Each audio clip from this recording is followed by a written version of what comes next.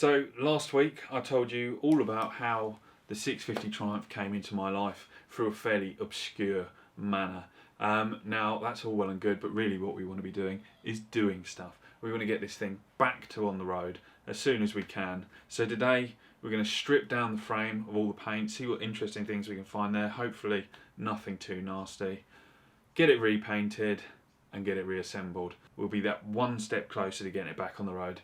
And soon enough we can get it up to a roller and work out what it is that we're actually making. I've got a load of parts that I've collected from Auto Jumbles and I'm hoping they all kind of bolt together and make for a cool looking bike. But we just won't know until we try it.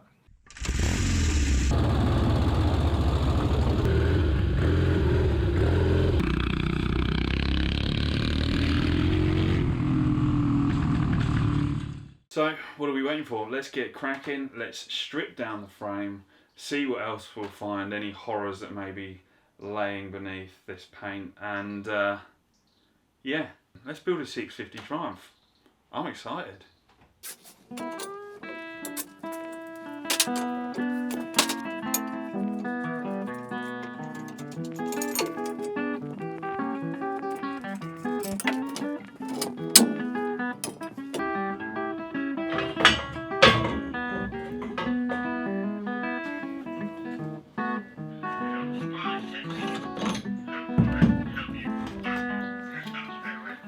Right, so in front of us we've got some of the components off of the frame. So we've got the centre stand, the side stand, swing arm pivot, mudguard brace, oil tank brace, headstock bearings, and then also a bag of nuts and bolts. I'll always put all my nuts and bolts in a little sandwich bag and then label it up later so I know where they've come from.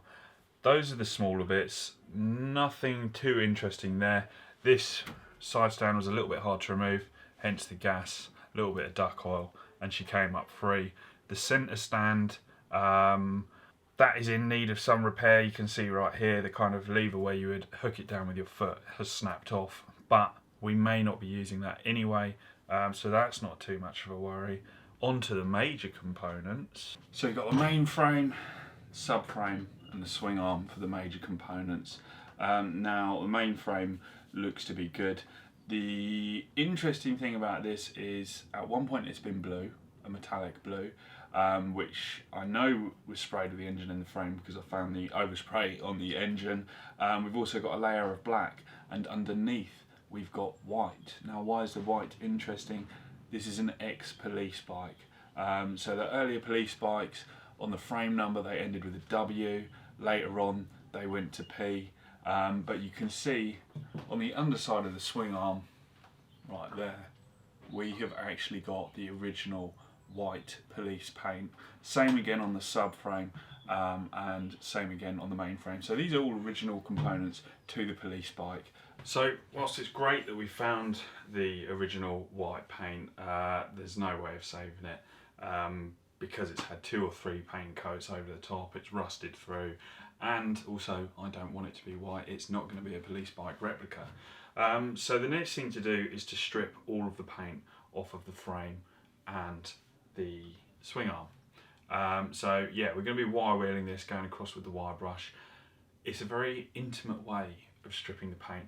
You will learn things about your frame and become very familiar with the motorcycle you're building by stripping it with the wire wheel and getting in there with the hand brush. Now it's very important not to wire wheel over the threads. You want to use a hand brush for that, but apart from that, let's get in there, clean it all up.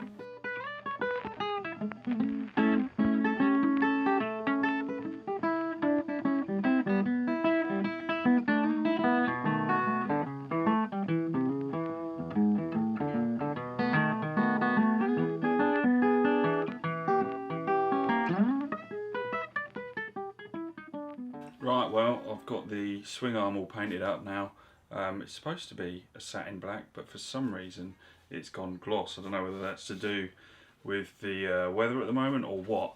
The subframe is all stripped down, that's ready to be painted, so I'll paint that up next. What I was just going to show you is here, this is the braze repair that's had to be done, where previously it was ripped off by the accident, and this here is where the frame was cut in half. so that we could bend it straight again. I then brazed that brace over the top, which will hold on the mudguard, but also gives it a little bit of extra strength. So all that's left to do now, I'm going to paint this up, let it dry, whilst I'm stripping down the paint off of the main frame.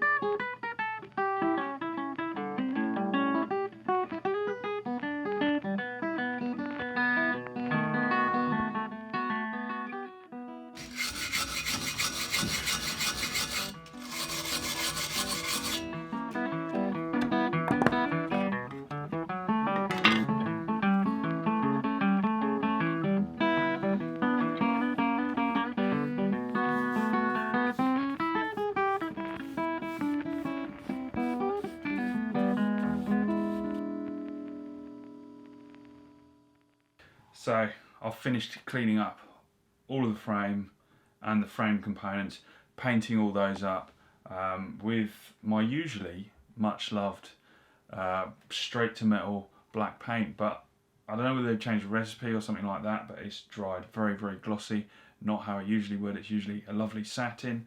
It also took a lot longer to dry than it usually does, and the coat seemed thinner. So I'm not sure if they changed it up or something like that, but it's done now. One of the things I love about using that paint is that if I want to retouch an area whilst I've been riding, an area's, you know, got bare, it's got a little bit rusty, I can strip it off and just brush it straight on with the bike assembled. I don't have to worry about overspray. And being that this is a bike I'm building to really, really ride, that's kind of a handy thing to have. All the frame components I've cleaned up with some degreaser and then run across the wire wheel. I've checked all the threads. If you're restoring this bike, obviously you might get rid of those kind of dull nuts and bolts and replace them with chrome plated ones. I don't care about that. I want to ride this thing. It's going to get crusty whilst I ride it. So providing the old ones are perfectly serviceable, it's all going back on. So I think now we can start reassembling it, and it'd probably be best to start with the main frame because that's kind of got the most components on it, like side stand, headstock bearings, mudguard bracket, all that lot. We'll put that on, fully assemble that piece, then we'll join the swing arm and the subframe.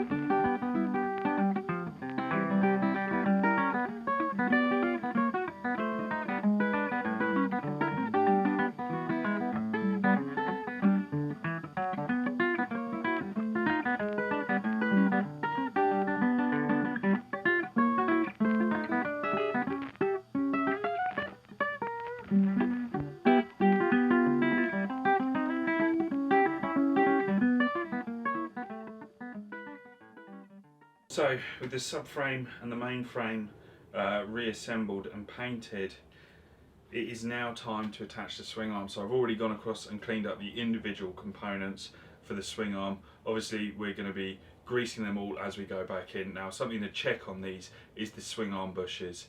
They aren't worn, they're perfectly fine to go back on. So it's going to be a job of greasing everything, chucking it back together. Making sure that we don't forget the handy little grease nipple that is located on the pivot of the swing arm.